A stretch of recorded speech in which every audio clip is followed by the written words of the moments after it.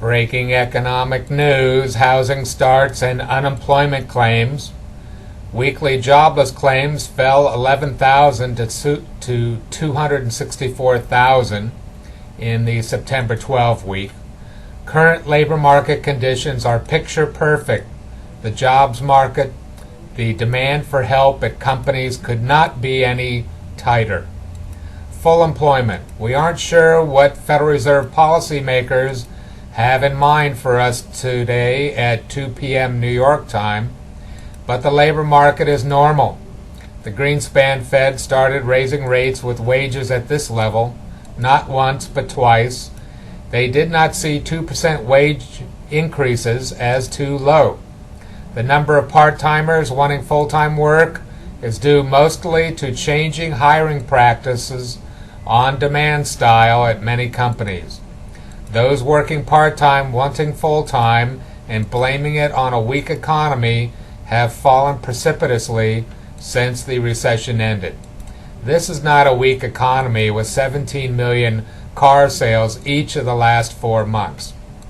Housing starts down 3% in August to 1.126 million, and housing permits up 3.5% to 1.17 million.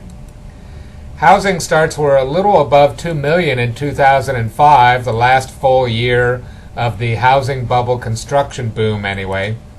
It does not mean anything for the economic outlook that housing starts are not back to that level.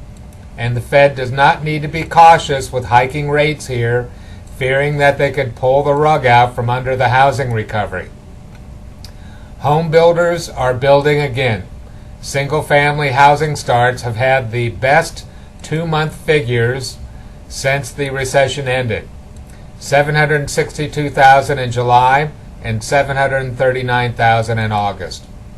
Regionally, the 3% drop in housing starts today, single-family and multifamily construction, was down in the West, the Midwest, and the Northeast especially, but a big 7.1% increase in the biggest construction market down south.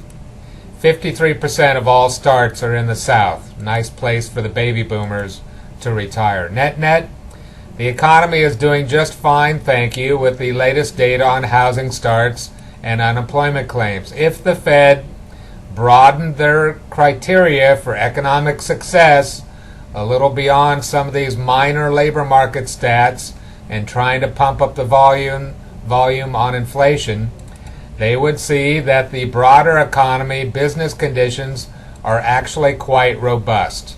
Stay tuned. Fed meeting announcement is dead ahead. Our call, they either hike rates today or tell us they will raise them in October. Either way, the process of interest rate normalization will have begun. Bet on it.